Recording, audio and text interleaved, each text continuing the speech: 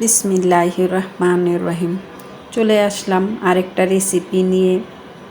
তাই সামনে কোরবানি ঈদ, তাই সেই ঈদকেই উপলক্ষ করে একটি মজার রেসিপি নিয়ে চলে আসলাম আপনাদের মাঝে।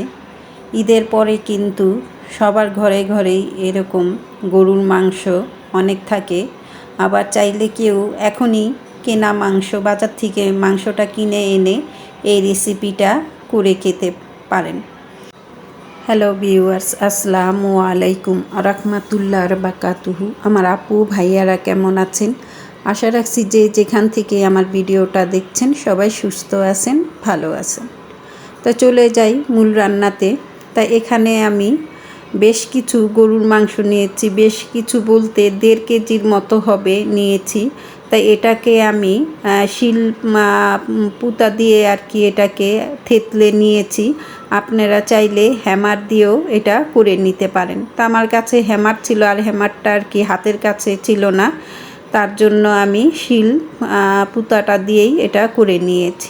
যাই হোক, এখন দিয়ে দেওয়ার পালা হলো মশলা। তা কী মশলা দিচ্ছি, তাই এখানে আমি মেজারমেন্ট কাপেরই 1 কাপের টক দই দিয়ে দিলাম। আর দিয়ে দিয়েছি 1 কাপের চাইতে একটু কম 1/3 কাপ হবে পেঁয়াজ বাটা। আর দিয়ে দিলাম হলো ধনিয়ার গুঁড়ো, দিয়ে দিলাম জিরার গুঁড়ো বাটা, দিয়ে দিলাম গরম মশলা বাটা, আর দিয়ে দিলাম জায়ফল জয়ত্রী 4 ভাগের অর্ধেকটা আমি অর্ধেকের চাইতে একটু কম ওটা দিয়ে দিলাম বাটা। আর দিয়ে দিলাম জয়ত্রী বাটা। আর এখন দিয়ে দিচ্ছি পরিমাণ বুঝে ঝাল গুঁড়ো মশলা আর কি। আর দিয়ে দিলাম আধা চা চামচের চাইতে একটু কম হলুদের গুঁড়ো। আর দিয়ে দিলাম 2 টেবিল পরিমাণ আদা রসুনের পেস্ট। তাই এখন আর পরিমাণ মতো লবণ দিয়ে এখন সব কিছু আমি ভালো মতো মেখে নিয়েছি। আর ভালো মতো অবশ্যই মেখে নেবেন, যাতে করে প্রতিটা মাংসের গায়ে মশলাটা সুন্দরভাবে ঢুকে। তো এই পর্যায়ে এসে আমি 2 কাপ পেঁয়াজ কুচি বেরেস্তা করে ভেজে নিয়েছি, তাই সেটাই আমি এখানে দিয়ে দিলাম। দিয়ে এখন ভালো করে আবারও মেখে নিচ্ছি। মেখে রেখে আমি হাতে সময় ছিল না, তার জন্য আমি আধা ঘন্টার মতো এটাকে ম্যারিনেট করে রেখে দিয়েছি। আর চাইলে আপনারা এখানে ঘন্টা 2-1ও রাখতে পারেন। তাহলে যতই এটা ম্যারিনেট করে রাখবেন ততই কিন্তু রান্নার সুবিধা হবে, তাড়াতাড়ি এই মাংসটা সিদ্ধ হয়ে যাবে। আর এই মাংসটা যেহেতু থেতলে নেওয়া, তার জন্য কিন্তু মাংসটাকে হতে বেশি সময় নেয় না। তাই ঢাকনা দিয়ে ঢেকে আমি আধা ঘন্টা পরে ফিরে আসছি। তো এখানে আমি যেই প্যানটাতে রান্না করব সেটার মধ্যে এখন আমি পেঁয়াজ যে বেরেস্তা করেছিলাম সেই তেলটা এখানে দিয়ে দিলাম। তার সাথে আরও কিছু তেল দিয়ে দিয়েছি। এখানে আছে 1 কাপ পরিমাণ তেল। তার মধ্যে এখন আমি সেই গরম তেলের মধ্যে আমি দিয়ে দিলাম ম্যারিনেট করা সেই মাংসগুলো। এখন আমি ঢাকনা দিয়ে ঢেকে রান্না করব। এখন কোনো পানি দিব না, আর চুলার আঁচটা কিন্তু বাড়িয়ে দিয়েছি। আর এই যে দেখতেই পেলেন কতটা পানি উঠেছে।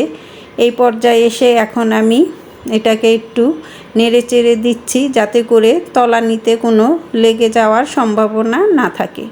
আর এখানে এখন আমি দিয়ে দিব কিছু আস্ত মশলা। তো এখানে আমি একটা কিন্তু বড় এলাচ দিয়েছি, 3টা ছোট এলাচ, তেজপাতা 3 টুকরো, 3 টুকরো দারচিনি, আর 5-6টা লং দিয়ে এই সম্পূর্ণ কিছু আমি ভালো মতো নেড়ে চেড়ে মিক্স করে আবারও ঢাকনা দিয়ে ঢেকে রান্না করে ফিরে আসছি। তাই যে ফিরে আসলাম, ঢাকনা কিন্তু আমি একেবারেই খুলিনি, একবারে চুলার আঁচটা কমিয়ে দিয়ে তারপরে আমি এই মাংসটাকে রান্না করেছি। কিন্তু এখনও আমার এই মাংসটা সিদ্ধ হয়নি, আর এটা 80% মতো সিদ্ধ হয়ে গেছে। তাই এখন আমি ভালো করে নেড়ে চেড়ে এখানে 2 কাপ পরিমাণ ফুটনো পানি দিয়ে দিলাম। যেহেতু 80% সিদ্ধ হয়ে গেছে, তার জন্য আর তেমন একটা বেশি পানি দিচ্ছি না। দিয়ে এখন সুন্দরভাবে নেড়ে চেড়ে আবারও আমি ঢাকনা দিয়ে ঢেকে ফিরে আসছি। তাই এই তো এখন একবারে রান্নাটা শেষ পর্যায়ে, আমার মাংসটা কিন্তু সিদ্ধ হয়ে আসছে। তাই এখানে আমি দিয়ে দিলাম 1 চা চামচের মতো গরম মশলার গুঁড়ো, আর 1 টেবিল পরিমাণ ভাজা জিরের গুঁড়ো। এই কাজটা অবশ্যই করবেন। সব সময়ের মতো আমি যেভাবে রান্নার শেষে গরম মশলার গুঁড়ো আর ভাজার জিরেটা দিয়ে থাকি, সেটা আজও দিয়ে দিলাম। আর এই তো দেখুন কালারটা কত সুন্দর আসছে, একবারে লোভনীয়। আর দেখেই কিন্তু মনে হয় যে এখনই খেয়ে নিই। তাই এরকম আপনাদের কাছেও যদি সময় পান, সময় সুযোগ বুঝে এরকম ঈদে একটা রেসিপি করবেন, তাই দেখবেন সবাই, বাড়ির সবাই খুশি হয়ে যাবে। আর অনায়াসে কিন্তু এটা গরম ভাত, সাদা পোলাওর সাথে কিন্তু অসম্ভব মজা হয় খেতে। পরোটা আর রুটির সাথেও কিন্তু এটা অনেক ভালো যায়। তা যাই হোক, কথা বলতে বলতে কিন্তু আমার রান্নাটা একবারে শেষ পর্যায়ে। তাই আপনাদের মাংসটাও দেখালাম যে কতটা নরম তুলতুলেভাবে সিদ্ধ হয়ে গেছে। আর দেখুন কালারটাও কত মাশাআল্লাহ লোভনীয় লাগছে। তাই নতুন কোনো আপু ভাইয়ারা যদি আমার এই রেসিপিটা দেখে থাকেন, আপনাদের কাছে যদি কোথাও কোনো অংশে ভালো লেগে যায়, তাহলে সাবস্ক্রাইব করে আমার পাশে থাকতে পারেন। আর পাশে থাকা নোটিফিকেশন বেল বাটনটা অন করে দিবেন। যাই হোক, কেমন হলো আমার ঈদ স্পেশাল ছেঁচা গরুর মাংসের কোরমা আমাকে কমেন্ট করে জানাতে পারেন।